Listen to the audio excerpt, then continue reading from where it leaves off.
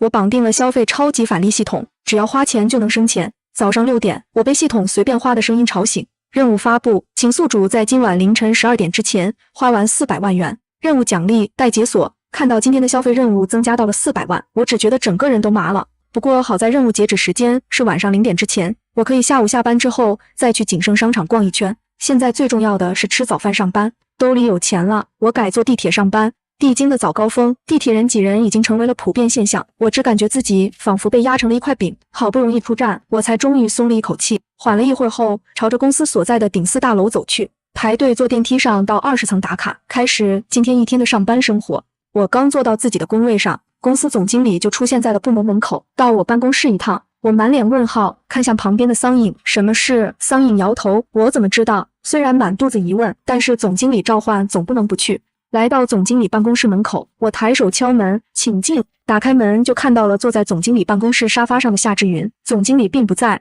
不用想就知道是夏志云借总经理之名叫我过来的。我面无表情地说，夏总真是手段通天，不仅找到我的住处，还找到我工作的地方。夏志云说道，既然能找到你，当然是做过调查的，这是结果，你看看吧。我知道里面是我和夏真光的 DNA 亲子鉴定书，拿起桌上的文件袋，打开里面的东西，很快就看到父女血缘关系可能性是 99.99% 的结论。我点头，结果我知道了，但是我也说过，我不想回夏家。对我来说，现在的生活挺好的，你们的出现对我来说并不是一件值得高兴的事。我已经不是那个渴望父母的小女孩了，我自己可以生活得很好。夏志云不知道怎么形容自己的心情，他当然是希望我回到夏家一家人团圆的，但是我显然不是这么想的，我甚至都不想认他们。你是我妹妹，这是不争的事实，我们夏家的血脉是断不能流落在外的。我就当你还没有适应新的身份，1周之后，希望你可以调整好自己的心态，乖乖的跟我回夏家。夏志云虽然心疼我这么多年受的苦，但他同时也是夏氏集团继承人，在上流圈待惯了，面对一位忤逆自己的人，第一次觉得新鲜，第二次就是厌烦了。他没有给我拒绝的机会，说完就离开了总经理的办公室，只留下我一个人在原地站着。我回神看到总经理已经回了办公室，突然有些窘迫，不好意思，总经理，我刚刚走神了，我这就走。我快步离开总经理的办公室，回到自己的工位。我是真不想回夏家，但是夏志云的态度强硬，以我现在空有一座别墅和400万存款的暴发户身份，完全不是夏家的对手，得想个办法才行。终于熬到下班，我直奔公司对面的景盛商场。买之前，当然是要先犒劳自己的胃。兜里有钱，我走路都自信了。许多最终选择了一家装修看着就非常温馨的中餐厅。吃完火锅，我直奔奢侈品楼层。昨天买了蒂芙尼和爱马仕的饰品和包包，今天决定从第3家卡地亚开始逛。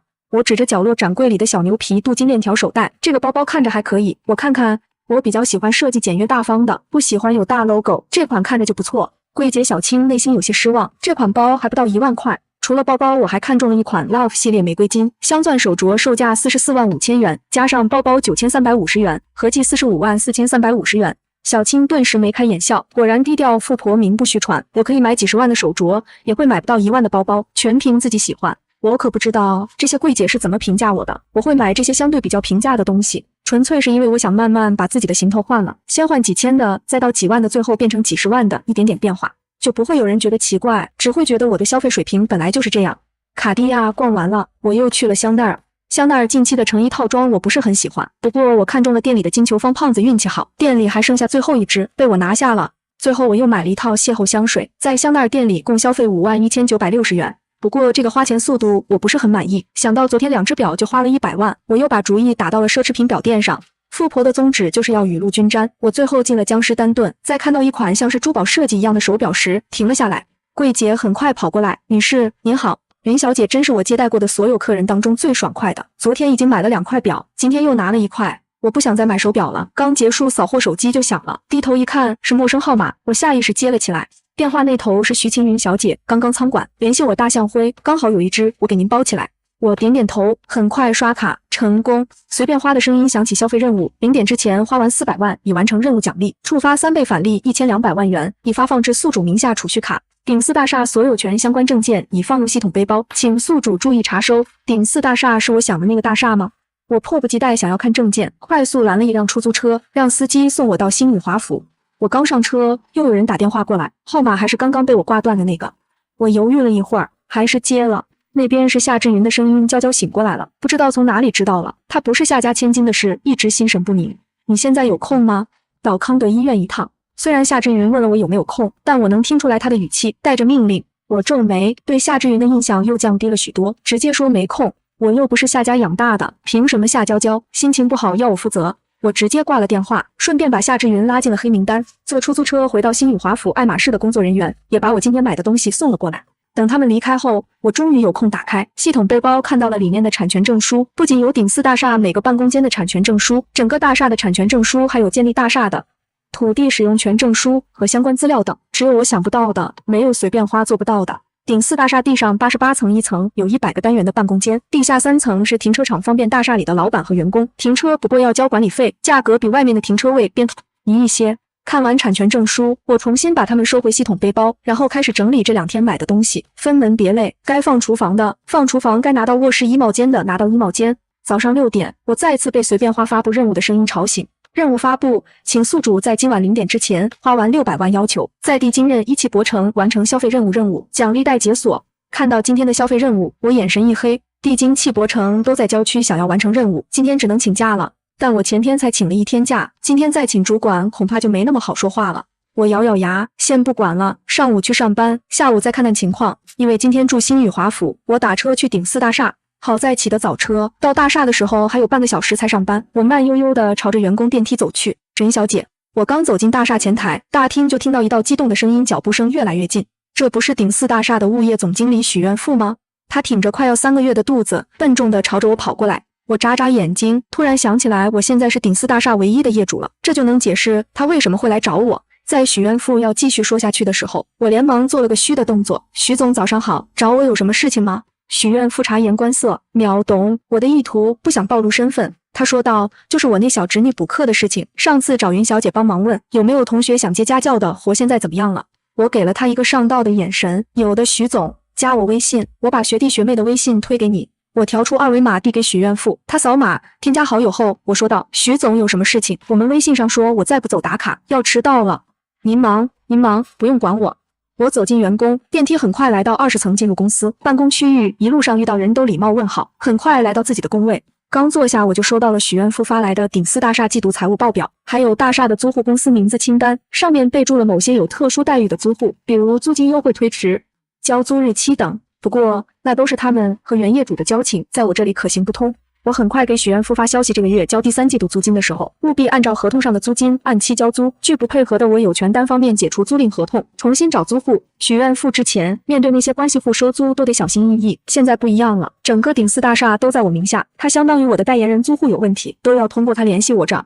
其中的区别可太大了，从前他是孙子，现在终于翻身了。我进入工作模式，直到上午快下班的时候，拿着写好的请假条进入了主管办公室。桑颖知道我又要请假，十分震惊，现在的00后也太赶了吧。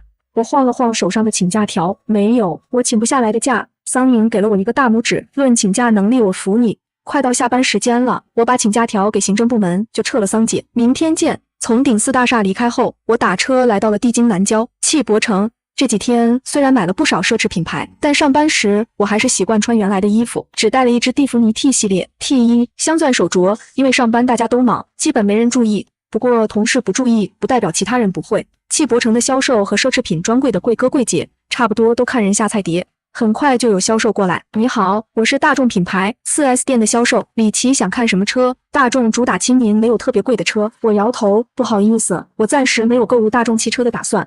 我今天想要能帮我花完600万的车，不是随便买一辆20万内的代步车。李琦一愣，连忙问，那您方便说一下预算吗？我给您推荐品牌。他开不了单，还能给朋友品牌介绍客人拿5的提成，蚊子再小也是肉，600万吧。李琦原本以为我的预算最多20万，没想到是600万，连忙说，您稍等，我马上叫人过来给您介绍。您有比较中意的品牌吗？他同时在销售群里艾特所有人600万的大单，谁抢到就是谁的。没多久，劳斯莱斯 4S 店走出一名年轻销售，是被其他销售推出来的实习生。大家不相信李琦介绍的客人真有实力，又不想错过，只能让实习生试试。水万一成交了，还能抢单。李琦介绍，云小姐，这是劳斯莱斯品牌的销售胡毅，您的预算买劳斯莱斯有不少好车型可以挑选。我对豪车不了解，说道，你给我推荐一下吧，我想要小一点的车型。小一点的话，您看看这款魅影怎么样？只有2座，价格也相对低一些。胡毅带着我来到魅影展车旁边，黑色车身，流畅线条，一下子吸引了我的目光。我问道，这辆车落地价多少？签购车合同的话，多久能拿到车？车牌保险你们包办吗？在帝京买车，车牌摇号不容易，4S 店能包办的话，能省不少事。落地价根据您选择的配置决定所有手续，我们都可以包办。车是按订单生产的，最短可能需要半个月。我点头，也行，给我订一辆全款。胡毅愣了一下，连忙说：“好的，我去准备合同，您在这边稍作休息。”他给我倒了一杯温水，就着急忙慌的去准备合同了。你好，我是咱们店里的王牌销售王健，刚刚接待您的小胡有事走不开，让我过来接待您。一个中年男人走过来，手里拿着公文包。我拿起温水抿了一口，你帮他接待这一单，开了业绩，算谁的？这么拙劣的抢单手段，我一眼就识破了。王健含糊其辞，小胡因为个人原因没办法接待您，后果当然由他自己承担。没关系，我不着急，等一会也可以。我可不想给这种抢单的人提供业绩。王健拿出一份合同递过来，您愿意等是小胡的荣幸，但作为服务人员，我最不忍让客户等待。合同我都准备好了，而且我能给您的折扣比小胡多，谢谢，但是我不需要折扣。好不容易看到价格合适的车，要是打折反而增加了消费任务的难度，我坚决不要。良久，胡毅满头大汗地跑回来，云小姐，不好意思，刚刚经理找我聊工作，让您久等了。看到旁边的王健，他脸色不太好，王哥，你怎么在这里？两人心知肚明王健的来意，王健呵呵笑道，看云小姐等太久，过来帮你招待一下，既然你回来了，我就不打扰了。说完便离开了。合同准备好了吗？现在就签字吧，签完我还有事，单买魅影花不完，600万，我打算一会再去保时捷店里看看。这是合同，已是3份，我们一份您一份，第三方律所一份，您看看有什么问题都可以提出来。我拿起合同，脑海里响起随便花的声音，可以为宿主扫描合同，是否需要？扫描吧。我第一次接触购车合同，怕被坑，没想到随便花还有这隐藏功能。扫描完毕，合同合法合规，无陷阱，宿主可放心签字。我满意的点头，从包里拿出签字笔，在合同最后一页签上名字，盖上实质手印。胡毅带着我到收银台结账，落地价550万，距离600万目标还差50万。我还想订一辆50万左右适合女孩子开的车，你有什么推荐？就算自己补一点今天的消费额度，也必须达到600万。胡毅惊讶，您还要订一辆车？他没想到刚花了550万的，我还要再订一辆，连忙推荐。我推荐您去保时捷他们家，有几款车型挺适合女孩子的，其中一款冰美粉价格不到100万，很多女生都喜欢。我眼睛一亮，我去看看。我随意把550万的合同折好，放进包里，迈步离开劳斯莱斯 4S 店，朝着保时捷 4S 店走去。胡毅已经在销售群里晒出了我订劳斯莱斯魅影的消息，所以我进入保时捷店时受到了前所未有的欢迎。女士您好，我是本店的金牌销售莉莉丝，有什么能够帮助您的？莉莉丝的声音格外甜美。我一眼就看到了众多展车中颜色独特的冰美粉，问道：那辆车是什么车？您说的是冰美粉，这是我们卖的最好的车型之一，很多女孩子都情有独钟。您需要试车吗？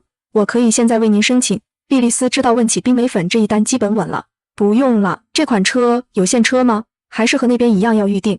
我现在住新宇华府，平时上班需要代步车挤地铁打车都挺麻烦。莉莉丝笑着说，您运气好，今天刚到一辆现车，还没放出消息。你要是要我，现在就和经理申请给您。车子放久了会坏，尽快卖出去才是王道。挺好的，你去申请吧。我本来就是冲冰美粉来的，现在有现车，自然不会客气。莉莉丝给我倒了一杯热水，快步去找经理。我坐下时，不少人注意到了我，有人好奇我的身份，有人好奇我能不能买得起冰美粉，还有人想勾搭我。不过我抬起手玩手机时，不经意露出的蒂芙尼 T 系列 T1 镶钻手镯，让不少人歇了心思。能把30几万的手镯随意戴在手上的人，显然不缺钱。良久，莉莉丝小跑着回来，手里拿着几份合同。云小姐，经理已经同意把冰美粉卖给您了，这是合同，您过目。我接过合同，依旧让随便花扫描确认，问道：车牌和保险你们帮办理吗？这个您放心，我们全权处理。我放心的签下名字，盖上手印。莉莉丝检查合同无误后，带着我去收银台结账。我拿出系统给的黑金卡，递给收银员，很快付款成功。因为消费额度超过600万，系统又从我的储蓄卡里划走33万补全冰美粉的88万。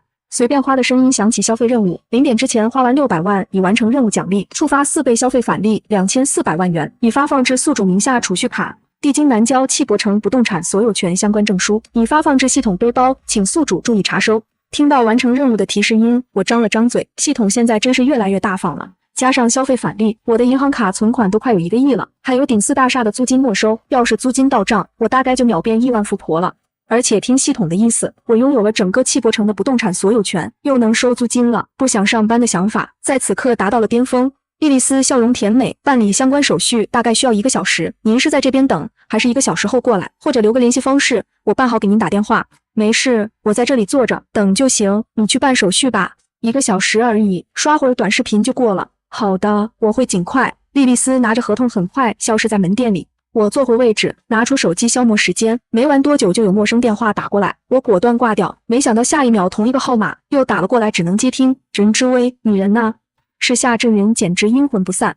我不耐烦道：我在哪里关你什么事？打电话有什么事？我真搞不懂。既然夏娇娇因为真假千金的事情心情不好，为什么还要执着于让我回夏家？我都明确说过好几次不回了。夏志云质问道：娇娇，因为你的事情晕了过去，你难道就没有一点愧疚感吗？娇娇还躺在医院里，你怎么还好意思出去花天酒地，指我无语？你没道理吧？夏娇娇晕倒关我什么事？我从头到尾都没出现在她面前，这也能怪我头上？你怎么不反思一下，为什么你们没保守住秘密，让她被刺激到？是不是你们没给她吃东西，导致营养不良、贫血晕倒？那么多解释，你就非得捆绑到我身上？被我一顿说，夏志云难得沉默了。他知道我说的是事实，自己确实没道理怪我。我不耐烦道：行了，要是就说这事，别说了，挂了。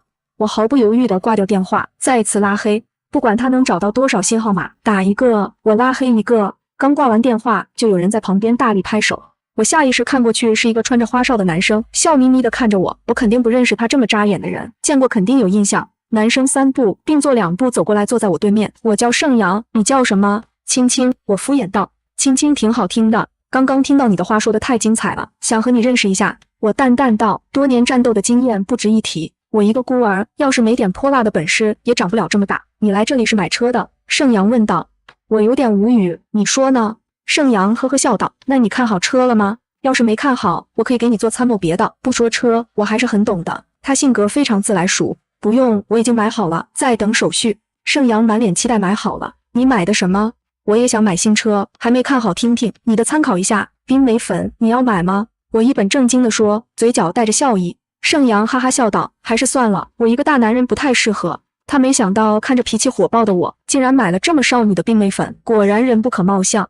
聊完买车，盛阳又找话题，你的车什么时候办完手续？我们今晚在盘山路有赛车比赛，你有没有兴趣去看看？我就算再没安全意识，也不会和第一次见面连名字都不知道真假的人去参加赛车比赛。不用了，我对赛车没兴趣。别呀，你不会赛车没关系，坐在副驾驶给我加油打气就行。你放心，我绝对不是坏人。结束，晚了，我送你回家。你觉得正常的女生会和刚认识的陌生人去参加赛车比赛吗？我直白的拒绝。盛阳一下子不知道怎么接，竟然觉得我说的很有道理。长这么大，他还是第一次被女生这么直白的拒绝，反而更感兴趣了。行，你的顾虑我懂，不过相遇即是缘，不去比赛加个微信总可以吧？他拿出手机，调出个人二维码递到我面前。我不想和他扯太多，拿出手机扫码加好友可以了。看着微信名青青的好友，请求盛阳心情很好的通过了我去看车了，下次再见，希望你能答应陪我去赛车。赛车对他来说是家常便饭，隔几天就有人组织玩的，就是心跳。我皮笑肉不笑，我们完全是两个世界的人，以后再遇到的可能性基本为零。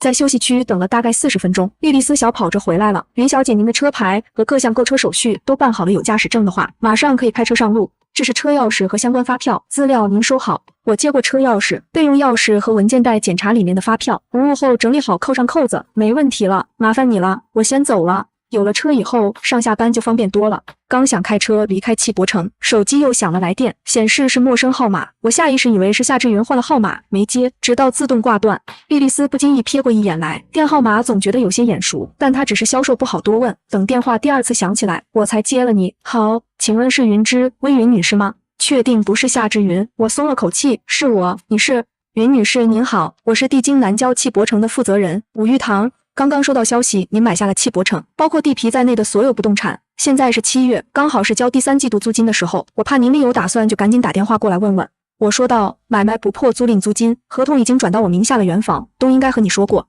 武先生只需要按照合同，按时把租金交给我就行。不过我听说你和原房东签的合同今年年底到期，要是需要续约，得提前1个月告知我。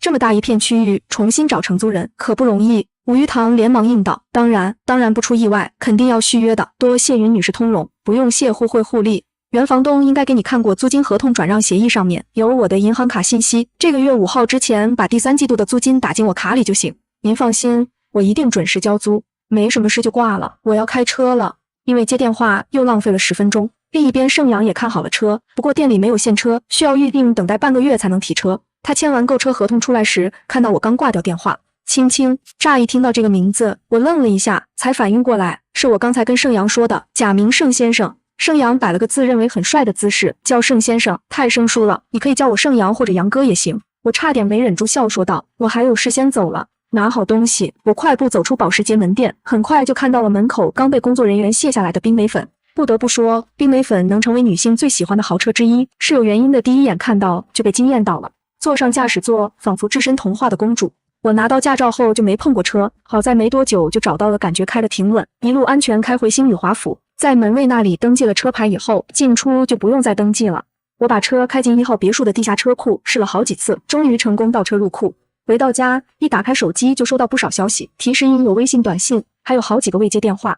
我有些奇怪，点开一条短信查看，未接电话都是同一个陌生号码对方发的短信，语气埋怨。我猜测号码主人应该是我那个素未谋面的生母，一天都没有抚养过我的生母发消息，还带着埋怨的语气。我直接删除短信，拉黑号码，想让我参加夏家老爷子的生日宴。为了让夏娇娇安心在宴会上宣布我是他们好心收养的孤女，夏娇娇才是正派千金，还一副要我感恩戴德的样子，真以为我是软柿子。我把夏志云的号码从黑名单里放出来，给他打了电话。电话很快接通了，但接电话的不是夏志云，而是夏娇娇。云志威，你就是爸爸妈妈最近找到的亲生女儿。我对这种白莲花绿茶婊过敏，忍不住怼道，你就是那个动不动就晕倒的娇娇女。听你的声音中气挺足的，不会是装的吧？夏娇娇委屈道，我出车祸了，会晕倒是正常的。我知道你不喜欢我，如果你介意，我会和妈妈说，等我出院后就从家里搬出来。爸爸妈妈是你的爸爸妈妈，我不该和你抢的。夏志云的声音传来，云志威，你和娇娇说了什么？她为什么想搬出去？你作为姐姐应该包容妹妹，而不是嫉妒心这么强想把她赶出夏家。我可不知道。夏娇娇听到夏志云在外面说话，故意把话题引到自己要搬出去上。等夏志云进来看到的就是他声泪俱下说要搬出去的样子，而电话另一边的我自然成了罪魁祸首。我厉声道，闭嘴，给你打电话是想让你告诉你妈，别给我打电话发短信，很烦。我不会去参加夏家的生日宴，也请你们别再来找我了。至于夏娇娇，她是你妹妹，不是我妹妹。说完，我干脆利落地挂断电话，重新拉进黑名单。夏志云还想说什么，发现电话已经挂了，再打过去就打不通了，知道我多半又把他拉黑了。等夏志云挂断电话，夏娇娇怯生生地看向他眼角，盈满泪水，哥哥，姐姐，他。夏志云揉了揉眉，心脸上满是疲态，你好好养伤，别的都不用管。这段时间他又忙夏氏的事，又要找我，还要来看。夏娇娇眼睛里都布满了红血丝。现在我和夏娇娇的关系又出现裂痕，她只觉得身心俱疲。夏娇娇小声说，哥哥，是不是因为我姐姐才不愿意回家？我知道我不是爸爸妈妈亲生的，是我占了姐姐的位置，我应该主动把位置还给姐姐的。说着眼泪又掉了下来。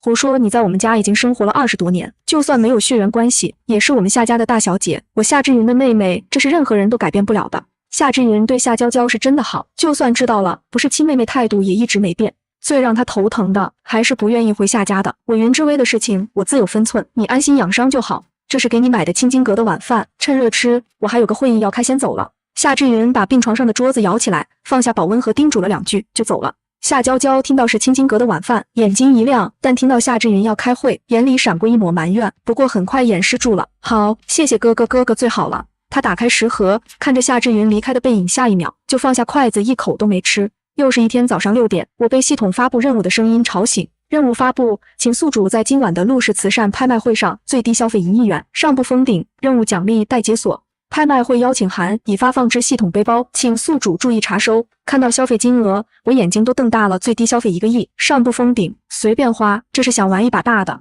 我从系统背包里拿出邀请函，在左下角看到了胖金小字写的地址和时间警称：酒店9楼，7月4日晚8点到10点。这种拍卖会是不是要穿礼服？我有点纠结，这几天买，竟然没买过礼服，而且妆容什么的，我一个人也搞不来。要准备造型的话，今天肯定上不成班了。在这一刻，我终于下定了辞职的决心。既然要辞职，穿得上就不再刻意选经济实惠的衣服。手试了这2天买的成果，刚好能派上用场。等我收拾好自己，已经是730了。拿上冰美粉的钥匙，我快步来到地下车库，紧赶慢赶，终于在830的时候到达了顶斯大厦。这次进来，不仅保安们对我热情洋溢，连1楼前台都笑容满面。我微微点头打招呼，再次来到20层，心态已经完全不一样了。桑影看着今天容光焕发的我，满脸惊讶：“你今天吃什么了？精神这么饱满。咱们公司待遇不错，氛围也好，但上班时间多少都会有点萎靡呀。”我笑笑，没吃什么，我要辞职了。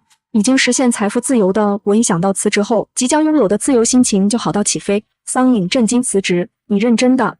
他没想到我突然提出辞职，明明大家相处的挺好，也没听说我和谁闹不愉快。当然是认真的，我现在就写辞职信。我坐到工位上，打开电脑 Word 的文档，我手头的工作都交接给你吧，反正也没多少。我们公司是设计公司，主要业务是接单出设计图，我的设计方向主要是园林设计。这不好吧？交接工作的等你的辞职信，批下来看主管的意思，多接单就能多拿提成。但桑影怕我直接把单子给他，会被人说闲话。我一边写辞职信一边说，都可以，你觉得不妥的话，我到时候问一下主管。10分钟后，我把辞职信通过 OA 发给了主管，然后开始整理手头的工作，还没动工的动工一半的，被甲方打回重新修改的全部分门别类放好。没多久，我被主管叫到了办公室。主管点开辞职信，昨天让你认真考虑，这就是你考虑后的结果。我点头，是经过深思熟虑的，我还是决定辞职。能说说原因吗？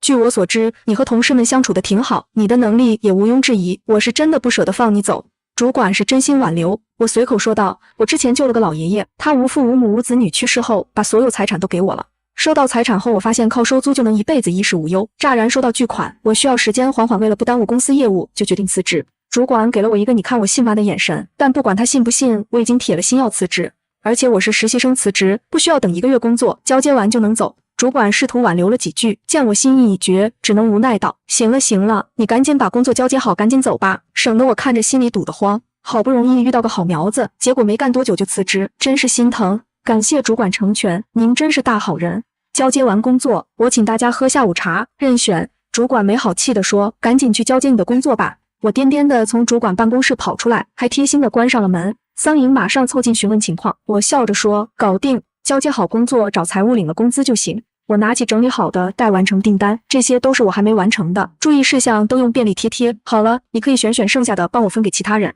对了，今天下午我请大家喝下午茶，麻烦桑姐帮我组织一下。虽然我在公司人缘还算好，但毕竟是实习生，论组织能力还是要看桑影这个老员工。桑影比了个 OK 的手势，放心，一定给你办得妥妥的。他很快在我整理的订单里选了自己想做的，然后给关系好的小姐妹私发消息，让他们过来选单，又在员工群里发了霸王茶姬的菜单截图说明，我请客发起了点单接龙。我给了桑影一个大大的熊抱，谢谢桑姐。桑影忍不住问，你怎么突然想离职了？之前还挺节俭的，现在怎么变得这么大手大脚？请这顿下午茶，你上个月的工资恐怕剩不了多少了吧？我嘿嘿笑道，我说我一夜暴富，不想上班了，你信吗？我说的是实话，可惜没人信。桑影用你看我像傻子吗的眼神看着我，我摊手看吧，我说的是实话，你不信？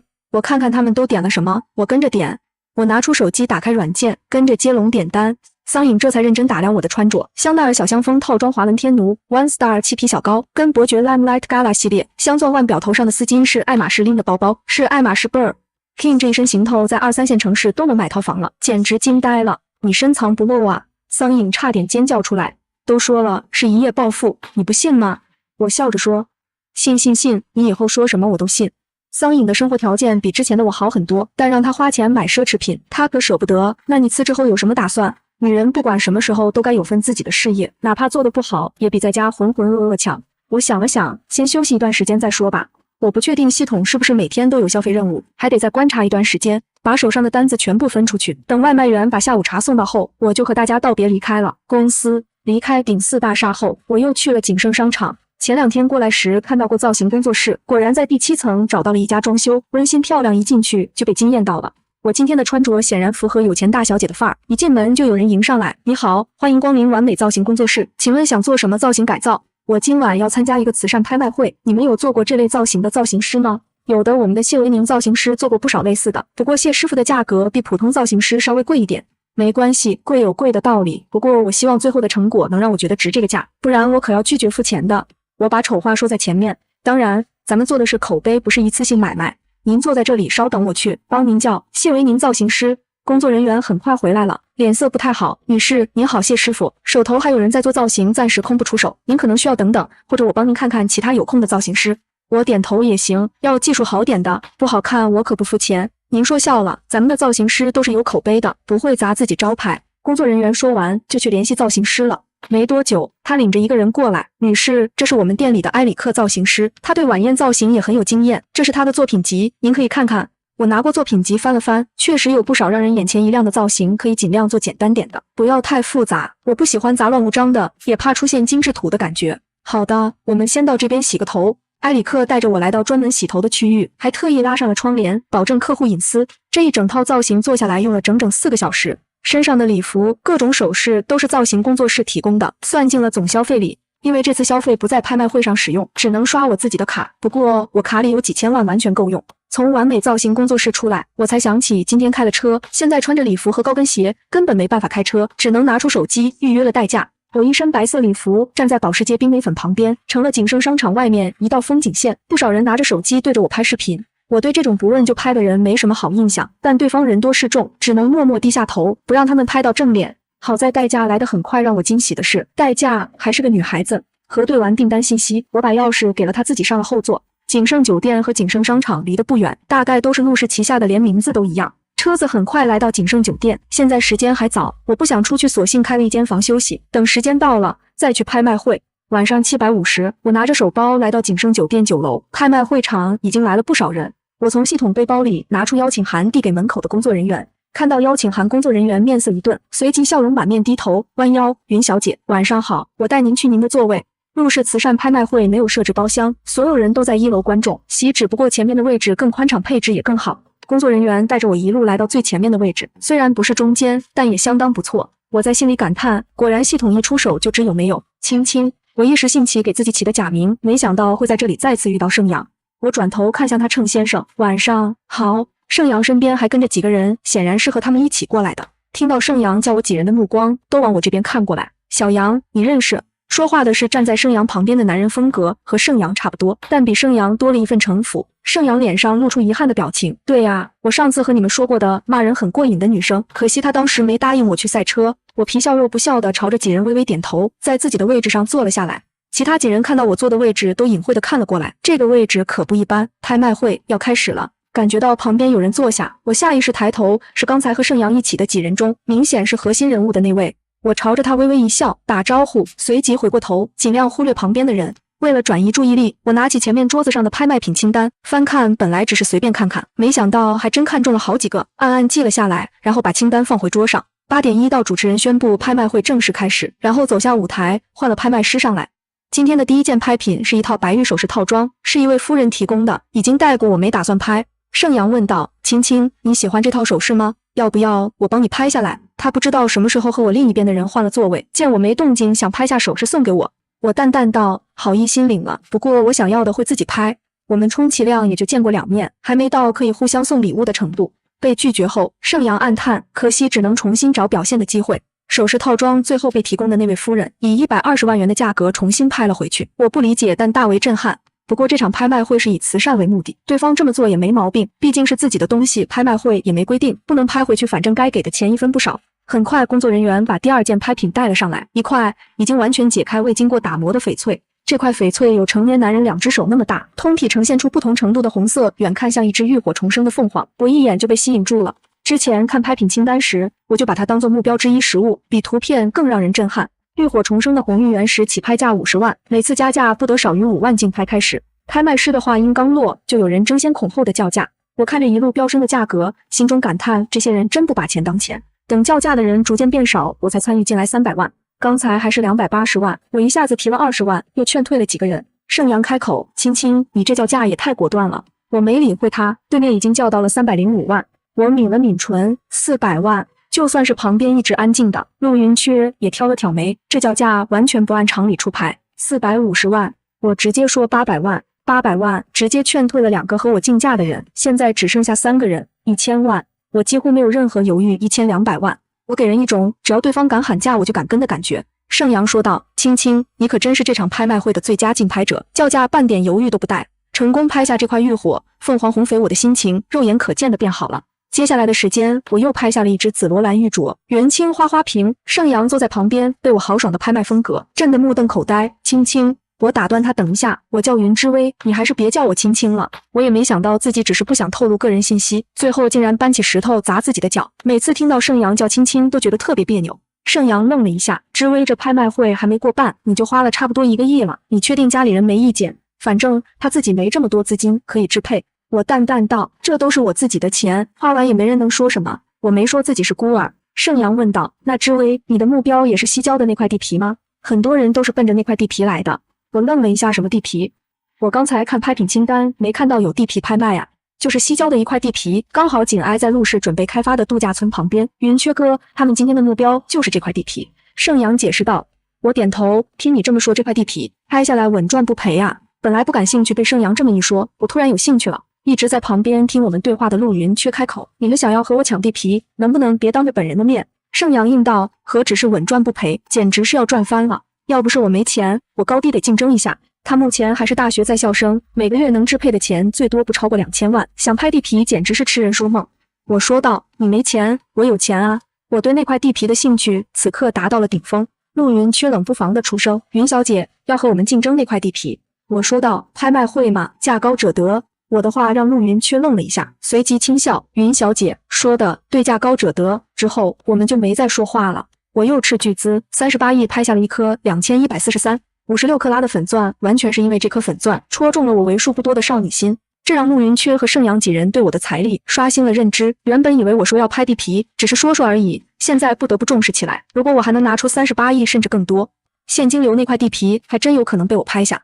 随着时间流逝，拍卖会接近尾声，众人期待的西郊地皮终于作为压轴拍品被送了上来。接下来是今晚的最后一件拍品，西郊地皮。这块地皮总面积40万平起，拍价5000万，每次加价不少于10万竞拍。开始，拍卖师的话音刚落底下，就响起此起彼伏的叫价声。我和陆云却几人都没开口，前面叫价的基本都是炮灰，等价格达到预期才是真正的角逐。盛阳听着喊价声，又忍不住找我说话，知微，你准备了多少钱？我瞥了他一眼，心想脑子是个好东西，可惜他没有。旁边的李月成轻咳一声，好心提醒小杨啊，你这么问，不就是把云小姐的底牌都透露了吗？几后说话过过脑子。盛阳这才反应过来，自己问了什么，闹了个大红脸。我摆了摆手，并不在意，反正随便花说了今天的花钱额度没有上限，只要我想整场拍卖会都能包圆。不过我也不是贪得无厌的人，只有遇到喜欢的东西才会参与竞拍。地皮价格很快飙升到10亿，李月成负责和陆云缺3人开始摩拳擦掌，我也稍微坐正了身体。20亿，李月成一张口就加了10亿，又筛下去不少人。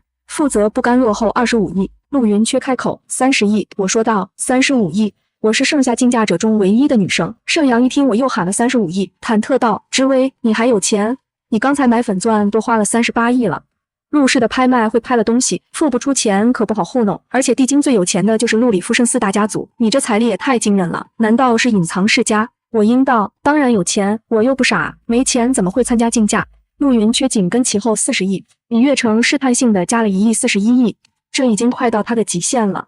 负责没给其他人机会，45亿，我轻松加价50亿。听到我喊的价格，陆云却皱了皱眉，这已经超出了他们的预估。50亿只是买地皮的钱，后续开发才是大头。他不确定我拍下地皮后有没有足够财力投入开发，要是做不到这块地皮买下来也是浪费。陆云却问道，云小姐有没有考虑过买下地皮后开发什么项目？后续开发也是一笔不小的开销，还请云小姐考虑清楚。他没再竞价50亿，是他们的底线再多就不值得了。西郊地皮最终被我以50亿成功拿下。我刚才只顾着开心，完全没想着买来要干什么，现在被陆云却提醒，一下子清醒了。对呀，我要这块地皮干嘛？但拍卖师的锤子已经敲下，想反悔也来不及了。刚从我身边走过的陆云却听到我的低声嘀咕，差点没站稳，心想他们这是被盛阳坑了吧？要是盛阳没跟我提起西郊地皮，我可能不会参与竞拍这块地皮，也不会被我这个小白拍到手。我想了一会儿，就不再纠结了。船到桥头自然直，以后的事情以后再说。现在最重要的是去付款。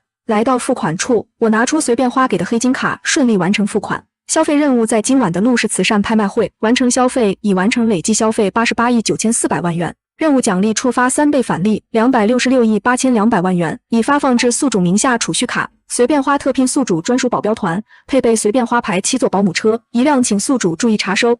听到今天的任务奖励，我眼睛一亮，果然是打瞌睡，有人送枕头。我刚才还在想怎么安全把这些东西带回星宇华府，现在有了保镖就放心多了。我刚想问保镖在哪里，就看到一行7个人，均身高1.8米的队伍朝着我走来。不用随便花说，我一眼就认出这是我的专属保镖大小姐。7个人齐齐鞠躬，动作整齐划一。我尴尬的笑了笑，不用搞这些虚的，这些都是我刚买的，你们帮我搬上车护送我安全到家就行。我秉承着只要我不尴尬，尴尬的就是别人的准则，让7个保镖帮我搬东西，地皮产权文件我自己拿着，其他的花瓶、钻石都让他们拿。我带着7个保镖离开后，陆云缺几人出现在我刚才站的地方。云缺你怎么看？今晚横空出世的云之威，完全打了我们一个措手不及，西郊地皮就这么被他拍走了。尹月成说道。陆云缺淡声道，他能拍下地皮是他的能力，难道你们还想从他手上要过来？从他今晚的表现来看，根本不缺那50亿，而且那几个保镖看着也不像是普通保镖。李月成从刚才就一直在想，那哪能啊？我是想着能不能找他合作。他拍地皮完全是因为小杨提了一嘴，肯定还没计划。只要我们的项目计划书足够好，他没有拒绝的理由。还是你小子有想法，要是能把他拉进来，以后项目的资金就不用愁了。负责也觉得拉拢我合作是正确的，决定眼睛都不眨就花了80多亿，我的财力完全能媲美他们这些传承几百年的老牌家族，实在恐怖。我还不知道自己被人盯上了，此刻正在7个保镖的护送下，小心翼翼地回到星宇华府。1号别墅地方够大，7个保镖也能住下。我吩咐道，东西都放我房间里，然后你们自己选住的房间，除了主卧，其他随便选。为首的保镖带着几人捧着我拍下的东西，目不斜视地进入卧室，放好东西后，快速退了出来。我看着书桌上的东西，把首饰放进衣帽间，红嘴凤凰摆件摆在书桌上，其他的镯子首饰也都放进衣帽间。早上6点，我再次被随便花发布任务的声音吵醒。任务发布，请宿主在今晚0点之前花完500万元，要求刷卡时用左手，奖励待解锁。看到任务要求，我沉默了，这和先迈左脚就被分手的梗差不多。不过我也只是在心里吐槽，不管系统有什么要求，只能乖乖照做好，再用左手刷卡不是什么难事。我慢条斯理的在家里吃完早饭，开车去了之前租房的地方。这几天虽然住星宇华府，但出租屋还有很多东西没收拾，现在辞职了，还有7个保镖，正好尽快把东西搬走，给房东奶奶清空房子，方便她再找租客。7个保镖想跟着我一起上去，被我阻止了。你们在这里等吧，我收拾好东西再叫你们。1室1厅的小出租房，一下子进7个大男人，太挤了，而且房子里有很多我的个人物品，自己收拾更放心。我来到2楼出租屋，简单收拾了衣服、鞋子等私人物品，然后在房东奶奶建的租客群里发了消息，宝子们本人即将搬走，今天过来搬家，照片里的东西带不走了，大家有需要的可以过来拿，先到先得。我在出租屋等1个小时，照片里的东西无非是小桌子、凳子、吹风筒、衣架，这些衣服、鞋子我打算找地方捐了。我一冒泡群里就有不少人说话，有问我为什么搬走的，有问我搬到哪里的，还有阴阳怪气，问我是不是发达了，就不想和他们这些穷人交集的我，直接忽略了这些消息。我买东西都是精心挑选的，质量都很好，所以发照片后不少人都动心了，说马上从公司回来。趁着这个时间，我给房东奶奶打了电话，小姑娘打电话给我，有什么事？房东奶奶的声音传来，房东奶奶，我今天过来搬家，想把钥匙还给您，但您不在地京，您看什么时候方便？哎呀，我现在不在地京，要不这样，我外孙在地京，我跟他说一下，一会儿把他的联系方式发给你，你把钥匙给他就行。房书欣这才想起出门旅游前忘了交代钥匙的事情。好的，那您把电话发我，我联系他。没多久，房书欣就发了一个电话号码和语音，小姑娘，这是我外孙的电话，你直接打给他就行。我发了一个 OK 表情包，直接拨号。第1个电话被挂了，陌生电话被挂，很正常。我重新拨号，这次打通了。你好，我是房书欣女士的房客号码，是你外婆给我的，我要退租需要还钥匙，她让我联系你，你看是邮寄还是当面给？为了防止再次被挂，我第一时间说明身份和来意。电话对面顿了一下许久才开口，云小姐，我是陆云缺。我愣了一下，随即笑了，是陆先生啊，真巧，那你是选择邮寄还是当面给？陆云缺说道，我有点事情想找云小姐聊聊，不如见个面吧。她可没忘记我手上还握着西郊那块地皮。行，什么时候在哪里？我现在有的是时间，毫不犹豫就答应了。今天下午3点，西域咖啡厅。好，挂断电话，我听到外面楼梯间有声音，探出头，一看是对面的邻居卢兰奇。我们偶尔会约着吃饭逛街，关系还不错。卢兰奇拉着我往窗户那边看，知薇，你不知道我刚才在下面看到了一辆保时捷冰美粉，简直直击心脏，太羡慕了。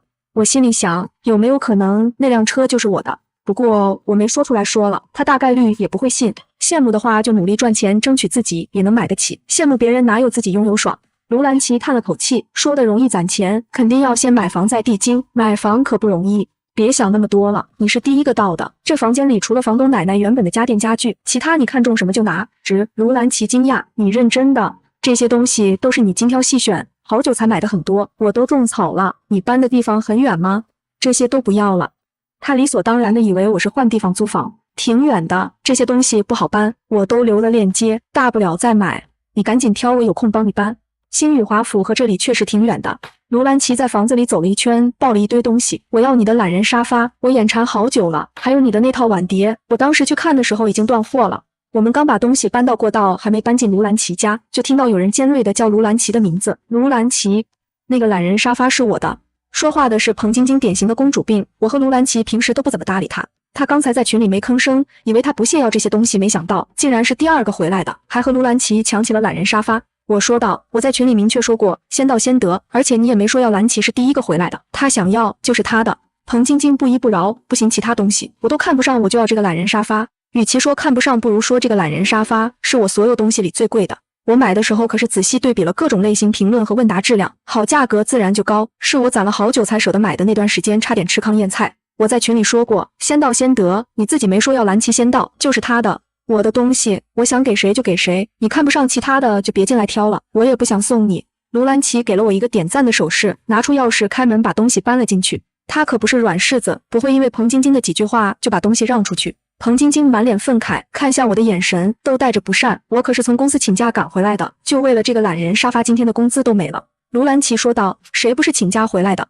你自己慢了一步，怪谁？我可不会把懒人沙发让给你。他的话音刚落，又有人回来了，是住在卢兰奇楼上的邓敏。听到吵架声，他一时不知道要不要上楼。三个女人的争执，他一个大男人可拦不住。邓敏，你回来了，除了房东奶奶的家具家电，其他你随意，先到先得，送完为止。我说道，虽然我是女生，但买的东西风格都比较简约，男生用也没问题。邓敏点点头，小心地绕过彭晶晶，快速溜进门选东西，最后拿了一个吹风筒、小矮桌和落地台灯。彭晶晶见邓敏也拿了东西，一下子急了，不管刚才的矛盾，直接冲进门扫荡。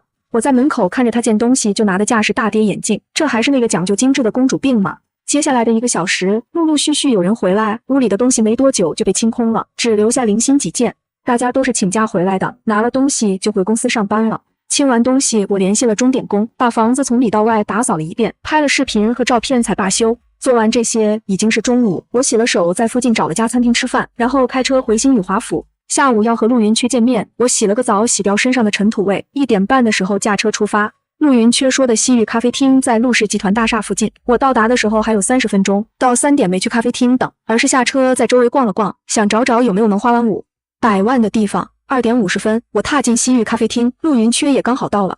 我们在门口遇到他，朝我做了个请的动作，我微微一笑，走进咖啡厅，他紧随其后。服务员很快走过来，2位想喝点什么？陆云缺说道，1杯黑咖啡。我看了看菜单，卡布奇诺，谢谢。点完单，服务员离开我，从包里拿出出租屋的钥匙递给陆云缺，这是钥匙，里面的东西已经清空了，我还请人打扫了一遍，这是照片和视频，钥匙没问题的话，我们签一下租赁解除合同。陆云缺被我一坐下就聊公事的雷厉风行，弄得愣了一下，他以为我多少会寒暄几句才进入正题，不过他挺欣赏我这种不拖拉的性格。没问题，云小姐，整理得很干净，合同我带来了，你看看。他从公文包里拿出2份租赁解除合同，递了1份给我，我让随便花扫描确认合同没问题后，才放心的签下名字。签完合同，服务员刚好端来了咖啡，我开口问道，陆先生说找我有事情，不知道是什么事。陆云缺说道，云小姐应该知道昨天的拍卖会，我和李月成负责，本来都打算拍西郊那块地，没想到被你横空出世拍走了。你昨天应该是一时兴起才拍的，想必还没有开发计划吧？我这边有一个开发计划，不知道你感不感兴趣？说着，他又从公文包里拿出1份文件，我翻开项目开发计划，是温泉度假村开发计划。我昨天拍下的地皮刚好在陆氏准备开发的度假村旁边，加上我的地皮，能形成一个完整的圆形地皮计划。我看了那块地的位置，确实挺巧的。不过我不太明白，陆氏这么厉害的财团怎么会漏了一块地？开发项目这种事情，地皮不应该早就准备好吗？陆云缺无奈道，如果没有云小姐这块地，肯定是陆氏的。本来拿出来拍卖，就是为了给项目多一点曝光，稍微有眼力见的人都不会和陆氏抢，谁知道会遇到你这么个虎妞，关键是你还真拍下来了。我从他的话里听出了几分阴阳怪气，几分咬牙切齿和几分无可奈何，摸了摸鼻子，这事儿确实是我想的不够周到，合作的事情可以商量，大不了下次再有拍卖会，我不跟你抢东西就是了。陆云缺问道，云小姐还想有下次？